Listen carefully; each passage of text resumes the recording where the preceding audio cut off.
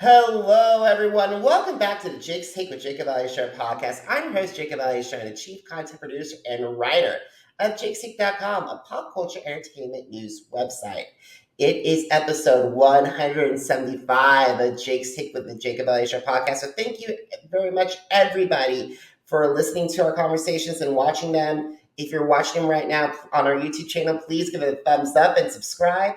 If you're listening to our various podcast forums, thank you so much. And please subscribe and give us a 5-star rating. I'm so excited that today, for our episode 175, we have a talented actress and entrepreneur. As of right now, she has over 52,300 Instagram followers. She's a regular on the Hallmark Channel and a Lifetime Movie Network.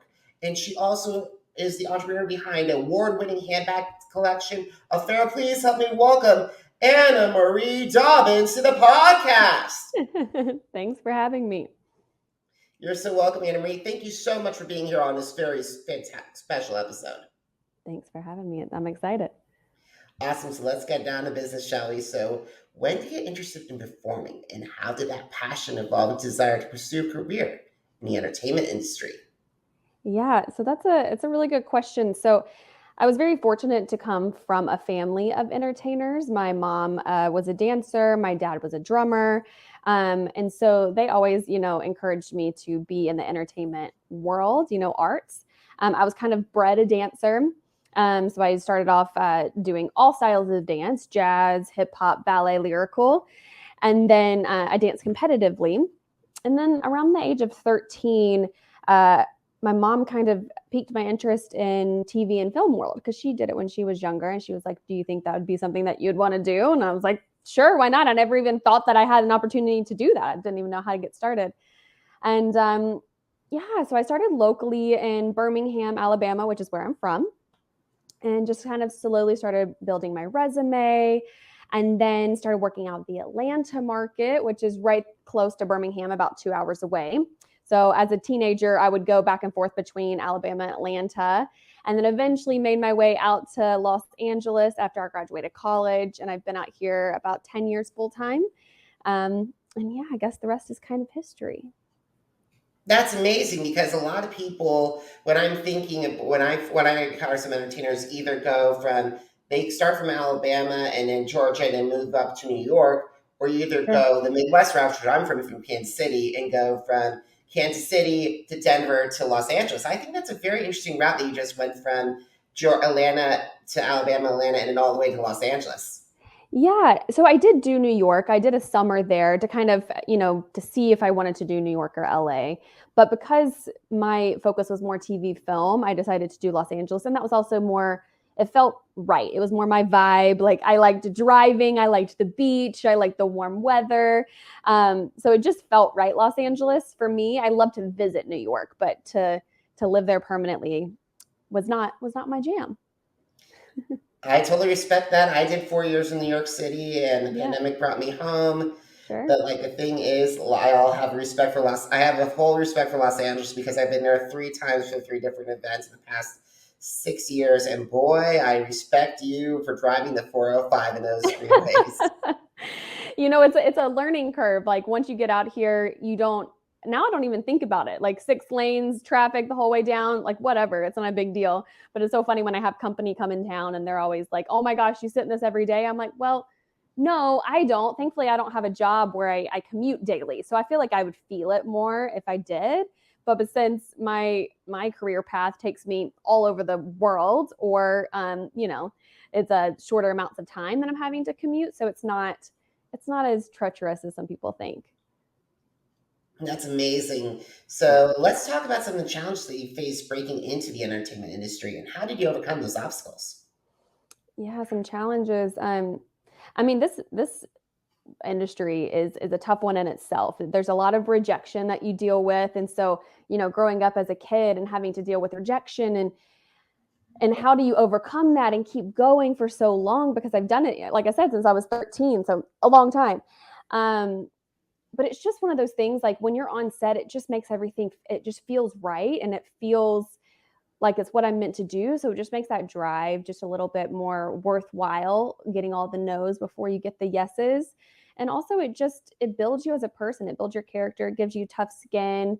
It gives you that perseverance to make it worthwhile. And every time you get on set, it's more of a reward because it took you that much longer and that much more hard work to get there. Because it's not an easy route, And speaking of not easy route, when I was doing some research on you before we get to start the conversation, my jaw dropped when we said 15, when you filmed over 15 movies in 2.5 years, especially those pandemic years. So what were some of the processes that you went through as you transitioned from each project? Because 15 projects is a blessing, but oh my God, time management. Yeah, it was crazy. In a time when the world kind of shut down, I expected to not work like everyone else. And it just so happened that my career kind of exploded because everybody wanted content. Everyone was at home. Everybody wanted new things to watch on the TV. And so for the entertainment world, it just kind of went haywire and thankfully for me. So a lot of it, I was traveling all over the country. A lot of it was not shot in Los Angeles just because I feel like LA had a lot stronger of COVID restrictions and it was harder to film there. So I was shooting in cities like Arkansas, Oklahoma. I was in Texas. I was in Rhode Island. I was all over. So I would say one of the challenges is just making sure that you're healthy enough to be on set. That's the scariest part is, okay, you booked an amazing role. Well, you've got to, be in your bubble for however long before. And then is that scary moment of, okay, we're going to test you when you get on set. And I'm so scared. Everything, even if I felt fine, right before I went on set and they test me, I was like, oh my gosh, what if I have COVID? What if I'm one of those people that doesn't show symptoms and I'm going to have to cancel and they're going to have to find someone so that was just stressful in itself, just having to deal with that part, something you can't really control if you get sick and you tried to do the best you can. And then I think on set, it was kind of challenging in the way that it's usually everyone says it's like a summer camp, like when you're on set, because you're close knit people, you're with these people like 12 hours a day. You get to know people on a really personal level really fast. And wearing a mask and everyone's having to stay, far apart from each other, it just makes it challenging to really connect with these people, especially if you have to have a love interest on set or something and you have to connect with that person, having this distance because you're scared and it's nerve-wracking. So there's a bunch of different challenges that just COVID brought along in itself when I was filming. And I've heard about a lot of those challenges, especially with all the not just with the protocol, but also with all of the stuff about like interactions. Like you have to immediately, like when they say cut, put your mask back on and everything. Mm-hmm. Yeah, exactly. And a lot of it was the vanity side of it is hard because you would go to hair and makeup and you get everything, all beautified. And then you have to put on a mask and then you walk into set and you're like sweating everywhere. So then it just takes that much longer once you get there that they have to touch you up again in between takes. And yeah, it's a whole nother beast dealing with COVID for one, and then COVID while you're working and having to work in in an intimate setting like a film set. So it's challenging, but absolutely. But you persevered and you made 15 and you filmed 15 movies. So let's talk about 3 of them for time's sake. Sure. Yeah. Let's start with Killer Rivalry. It aired April 22nd on a Lifetime Movie Network. So can you describe that movie and your role in that production to my audience? Yeah. So Killer Rivalry was on Lifetime Movie Network, and I think it's on, streaming around those platforms, Lifetime Movie Club, and then also on their main TV network, Lifetime. But it's a super fun thriller. I got to play the antagonist, which is super fun. It's one of my favorite roles to play, just because who gets to play a killer every day? I mean, there's, it's not me. Obviously, I'm not in jail, but playing the antagonist, not only was I that, but I got to play 2 different roles. So I was playing Becky and Gina. So that was fun in itself. But it's about a volleyball team and they're trying to get to the top. And all of a sudden, all these volleyball players start to go missing and die off. And what's happening? So there's a lot of suspense there. There's a big plot twist at the end. So it's a super fun. It kind of keeps you on your toes the whole way through. Awesome. And now you have however, what you went from murder for love, because the next two I'm going to talk about are films that are going to be due out sometime in 2022. Let's start off with with Looking for Dr. Love. Yeah, it's such a cute, it's a rom-com. I can't say too much about it yet because it hasn't been released, but it's a super cute rom-com. I play a divorced mom who's, down on her love. She's down on, just kind of life.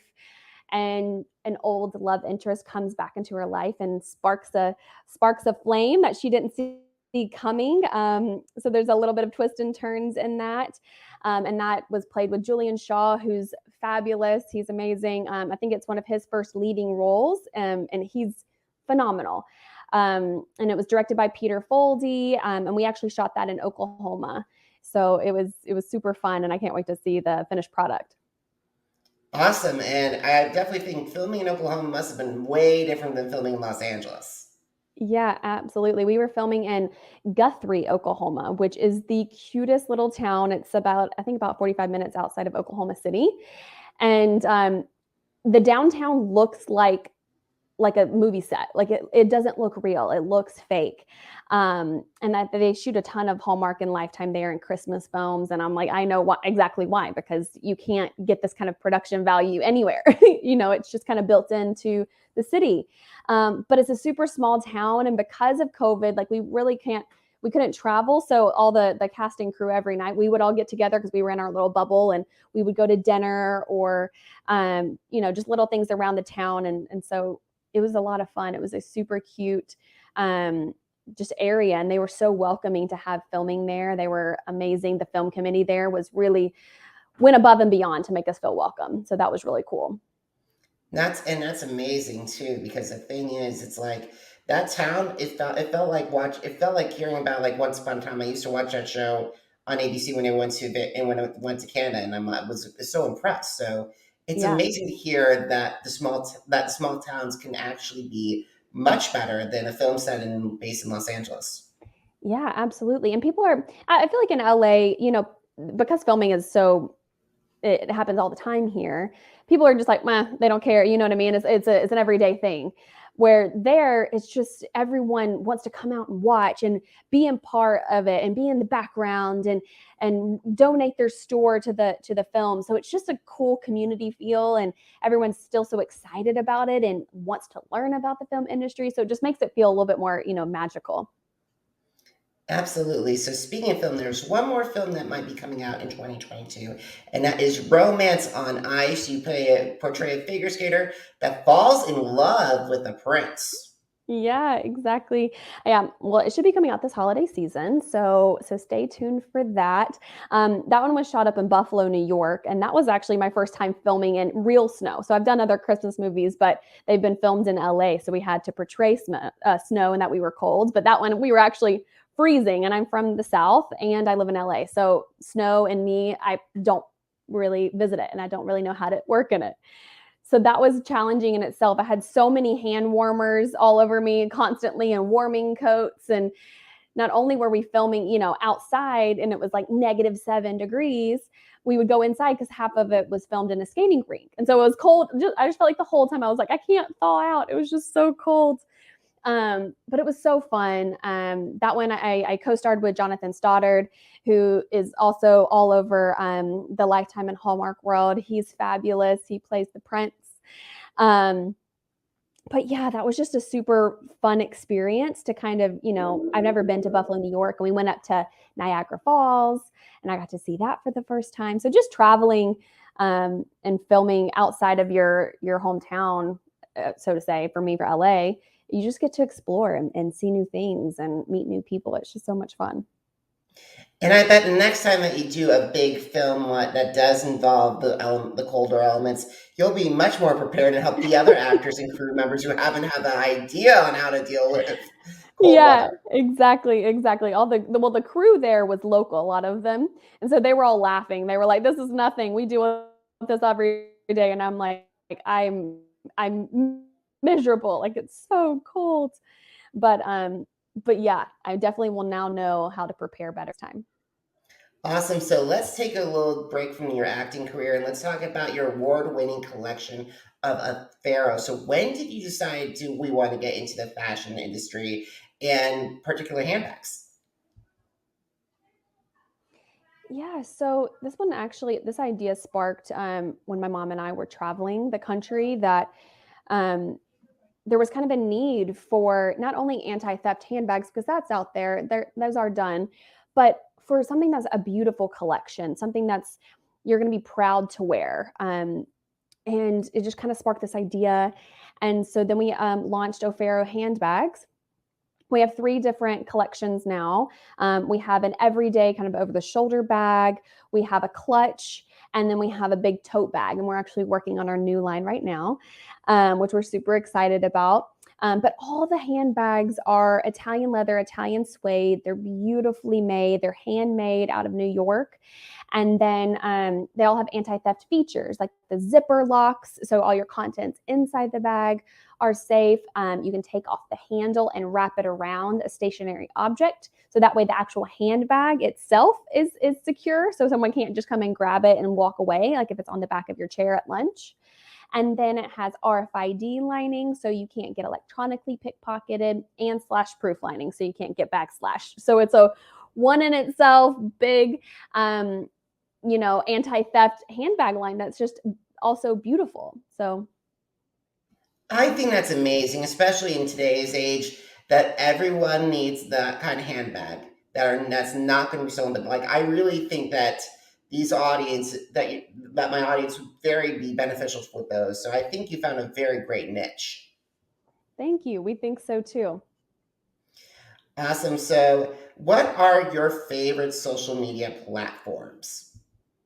What's my favorite social Hmm. media I mean, I think the one that I use the most is Instagram, just because it's visually pleasing to me. I actually have not really gotten into TikTok. I know that's like a faux pas, and how dare I not do TikTok? But it's one of those things I just really haven't gotten into. It's just another thing I would have to download and try to participate in. Um, but at the same time, I'm kind of old school and I actually love Facebook. Like that's the one I keep. That's my friends and family, my close friends and family, and so that's how I stay in touch with friends from high school or my family members that I don't get to see often. So there's the personal side to me with Facebook that I like as well. I have to agree with you. I have not picked up a TikTok thing. I cannot Yeah. do that. I know I use a YouTube and Instagram a lot. And the thing is, I'm scared if I go down that rabbit hole, I lose productivity time. Exactly. It's just another thing to add to your day. And I'm like, I just don't have time. Awesome. So we got to start winding down our conversation. So Anna Marie, if you had a chance to meet with actors who are ready to elevate the career and go look for projects like in Hallmark or in Lifetime, what advice would you share with them? Yeah, well, first off, you need to, if you're starting from scratch, it would be get an agent. An agent is your backbone into getting you these auditions. They're pitching you to casting directors, and then you also want to get a manager once you kind of get established a little bit, and they're the ones that are going to help you with your image and your whole you know profile of everything and what you stand for. And so I would say you have to do kind of the business side first. But then also the first thing you can do is if you can't get into an agent or something, is to get into class. And that's something I still love, and I still take classes, I still take private lessons. Acting is ever evolving and ever growing, and it's something that you kind of mature with as you age, which is nice that you don't kind of age out of it. um, and so, yeah, I'm a big advocate on really making sure that you're staying in those classes and staying current and up to date and growing with your craft. That's amazing. That's amazing. And I still do that myself with journalism as well. I listen to Yeah, a lot of podcasts, and I also still keep an eye on my news and also keep an eye on what my peers are doing as well, because sometimes your peers can inspire you. absolutely. Yeah. I mean, my friends, thankfully, I have very talented friends that are right there with me that keep me going and keep the drive, fresh. But yeah, you can learn so much just from people and just honestly, in acting, you can learn from just sitting at a cafe and just observing people, which is my favorite. I love to people watch. So Same here. yes, Same yes, here, Anna Marie. yes. Same here. I'll raise So my I'll just hand go to to a that. coffee shop and just sit there and just watch and observe people. People are just fascinating. And so it's so fun to have a career that you could just get to portray people, you know? Absolutely, absolutely. So, last question. Are you ready? I'm ready. Where can my audience find some of your films that you've worked on? And also, number two, where if they're interested in Offero, where can they find some of the information about those handbags? And third and finally, where can they connect with you on Instagram? Yeah, so my films are all over. So you can Lifetime, there's Hallmark, you can see it on Amazon Prime. There's a lot of major streaming, Paramount Plus. So pretty much any streaming platform, just type in my name and you'll be able to find something there. I think now to date, I have like over 22 credits. So overall, there's a lot of content out there. If you want to watch any of my stuff, I would love it. Social media, find me on Instagram. My personal Instagram is Anna Marie Dobbins. It's just my name. And then Offero handbags, it's just offerohandbags.com.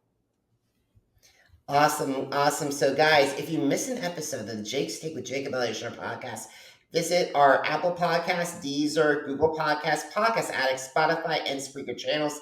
Jake's Take with Jacob Elyachar podcast, JACOBELYACHAR. Now, are you on social media? Because I'm on social media too. Facebook, Instagram, Twitter, and YouTube. Jacob Elyachar, JACOBELYACHAR. And Anna Marie, guess what? Jakes.shake.com is celebrating 11 years this year. Wow, congratulations. That's amazing. Thank you so much. If you want to find out more articles, interviews, and reviews, and to find out what's going on with America's Got Talent, it's jakes-shake.com. Once again, jakes-shake.com. Anna Marie, thank you so much for making episode 175 a really good one. And I really appreciate taking time out of your schedules, and we'll keep on an eye out for new Offero projects, and not to mention those 2 movies. Thank you so much for having me. You're so welcome. And until next time, guys, thank you so much for watching. Thank you so much for listening. Until next time, have a great one, everybody. Goodbye.